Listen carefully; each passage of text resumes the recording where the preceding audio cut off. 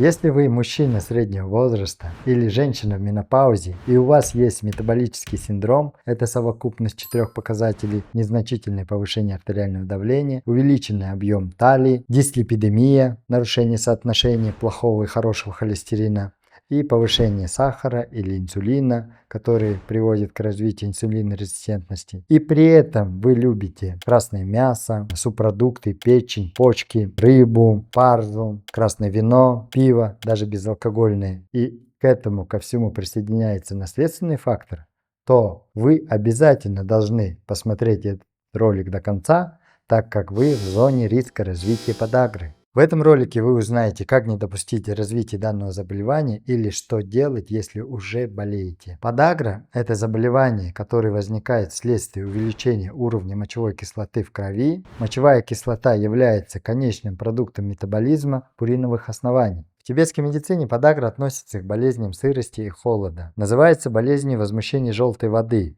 Эта жидкость кристаллизуется, эти кристаллы собираются в полости сустава и в почках. Все это может привести к обострению подагры или к образованию мочекаменной болезни, что приводит к накоплению мочевой кислоты, то есть желтой воды. Существует 3 фактора. Первый – это нарушение выведения мочевой кислоты почками. Это может быть обусловлено в основном генетическим фактором, но и бывает, когда есть тяжелые почечные заболевания, такие как гломерулонефрит, пилонефрит и так далее. Второй – избыточный синтез мочевой кислоты. Это связано с такими заболеваниями, обусловленными быстрым делением клеток, гематологическими заболеваниями, такие как лейкоз, кожные заболевания, такие как псориаз. И третье – избыточное употребление пуринов с пищей. Список продуктов, содержащих пурины, я выложу в описании. Чем опасна подагра? Если вы хоть раз в интернете искали что-то про подагру,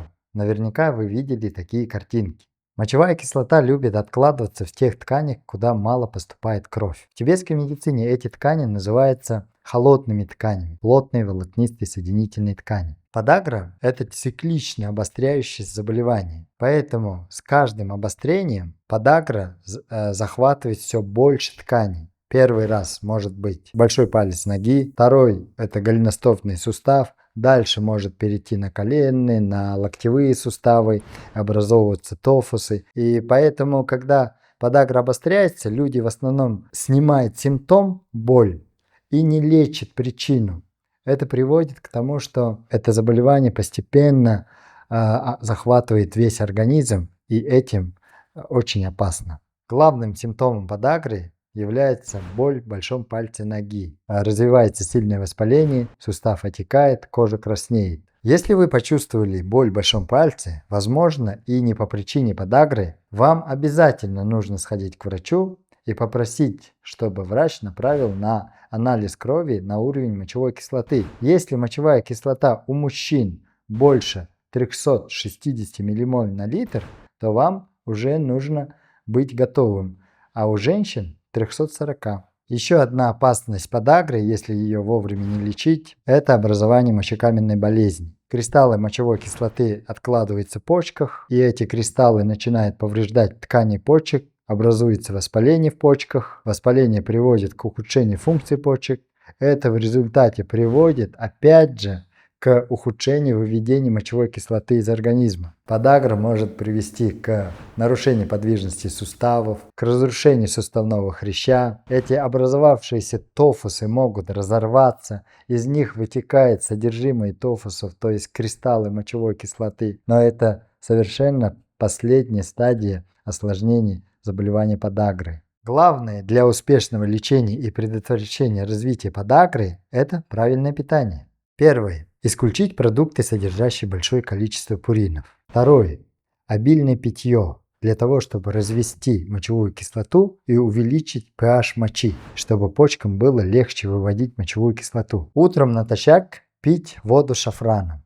4-5 тычинок шафрана разводите теплой водой, оставляете на ночь и утром натощак выпиваете эту воду. Вода с шафраном помогает замедлит синтез мочевой кислоты. Также можно добавить следующие продукты. Китайская корица. Китайская корица отличается немного от других видов кориц. Китайская корица хорошо снижает инсулин. Инсулин, когда увеличивается слизь, слизь является причиной для развития подагры и для накопления мочевой кислоты. Далее добавляем больше зелени в рацион питания. Зелень хорошо питает бактерии в кишечнике. Когда наши бактерии в кишечнике едят клетчатку, то они продуцируют короткоцепочечную жирную кислоту, которая хорошо помогает при лечении и профилактике подагры. В ролике про холестерин я рассказываю про разные виды клетчатки, ферментируемые и неферментируемые, поэтому вы можете посмотреть этот ролик и понять вообще про клетчатку, что это такое